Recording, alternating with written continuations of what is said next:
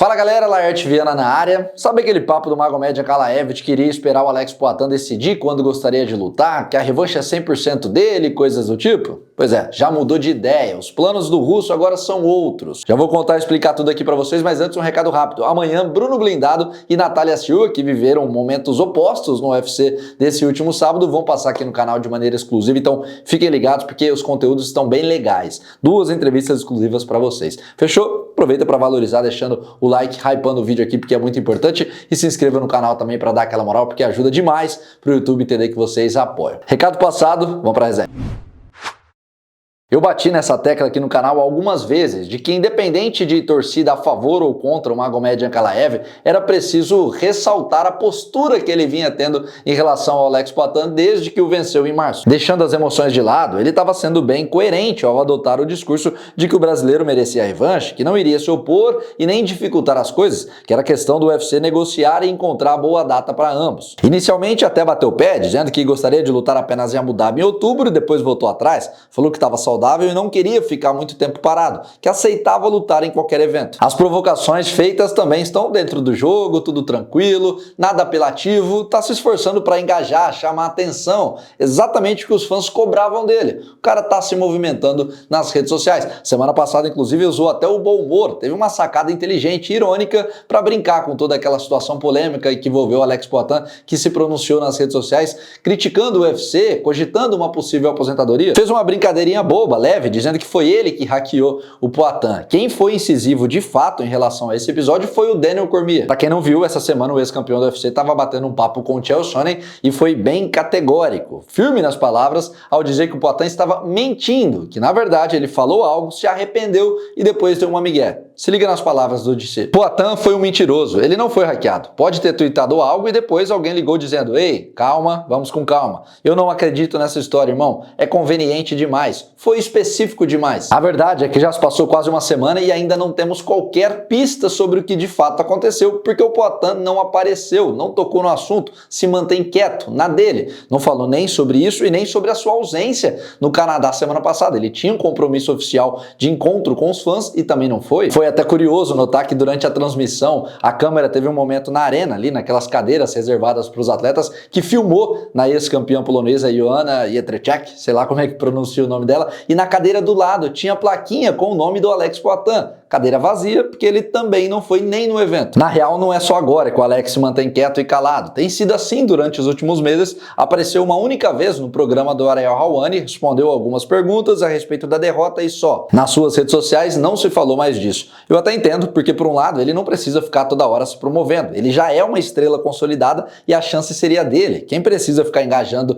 a qualquer momento, a qualquer custo, chamando atenção toda hora é quem está buscando um lugar ao sol. Não é o caso dele. Acontece que todos esses episódios recentes parece que fez com que o Ankalaev mudasse de opinião. Afinal, agora ele é o campeão, então quem dá as cartas é ele. Aquele papo de que quer a revanche contra o Poatan, que esperaria o tempo que fosse necessário, já não existe mais. Apareceu nas redes sociais e disse que vai seguir em frente, que o UFC ofereceu a luta para o Poatan na Semana Internacional. Agora, dia 28 de junho, o brasileiro disse não e ele topa enfrentar qualquer nome. Ofereceram para enfrentar o Alex Poatan na Semana Internacional da luta, dia 28 de junho. Se ele não quiser essa data, vamos em frente. Estou pronto para todos. Eu desafio vocês. Inicialmente eu fiquei na dúvida se essa declaração era verdade ou apenas algo para blefar e engajar nas redes sociais, mas logo na sequência, Ariel Helwani, um dos jornalistas, se não um jornalista com maior credibilidade no meio, apareceu nas suas redes sociais e disse que é verdade, que ele também ouviu nos bastidores, com as fontes que ele tem, que o UFC realmente planejou fazer Poatan e Ankalaev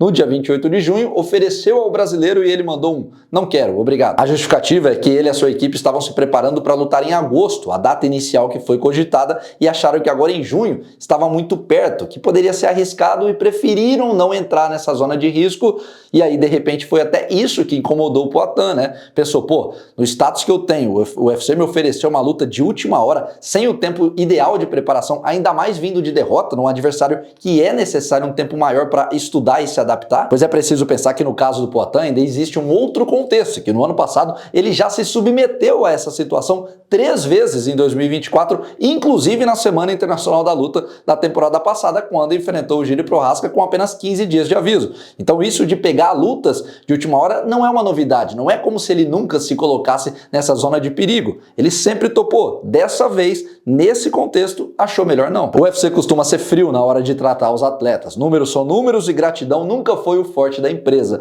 Mas se esse foi realmente o motivo, será que não é compreensível o Poatan ter ficado chateado com a situação? Quando precisaram dele, ele estava disposto, salvou a empresa. Agora que ele precisou de 2, 3 meses a mais, não gostam, cogitam até colocar outro no seu lugar e deixá-lo para trás?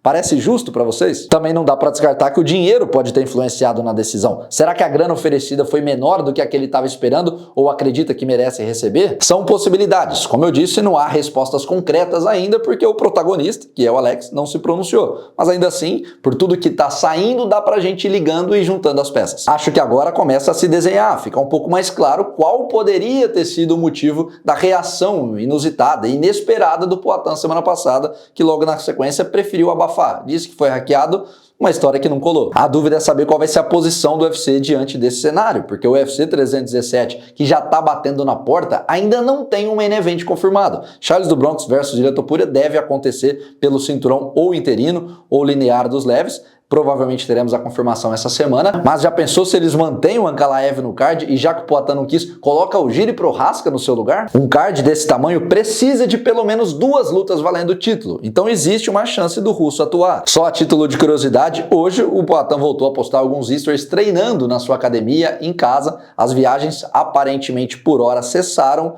Será que o cara mudou de ideia? Enfim, eu quero saber de vocês 2 coisas aqui. O que acharam dessa mudança de postura do Ankalaev em dizer que não vai ficar mais esperando o Poatan, que se ele não quiser, vai enfrentar outro. O russo tá correto? Tem que seguir a vida? E vocês acreditam que o UFC seria capaz de deixar o Poatan para trás e de repente fazer o Ankalaev versus Prochazka e aí o brasileiro pega o vencedor lá para setembro, outubro, no final do ano? O que vocês acham de toda essa novela, de toda essa confusão? Coloquem a visão de vocês aqui embaixo nos comentários. Não esqueçam de deixar o like, hypar o vídeo, por favor, porque é importante. Se inscreva aqui no canal para a gente continuar crescendo. Entrevistas exclusivas vindo por essa semana. Natália Silva, Bruno Blindado, Gilbert Durinho e de repente outros nomes podem surgir também, porque os conteúdos não param por aqui e eu conto com a companhia de todos. Tamo junto.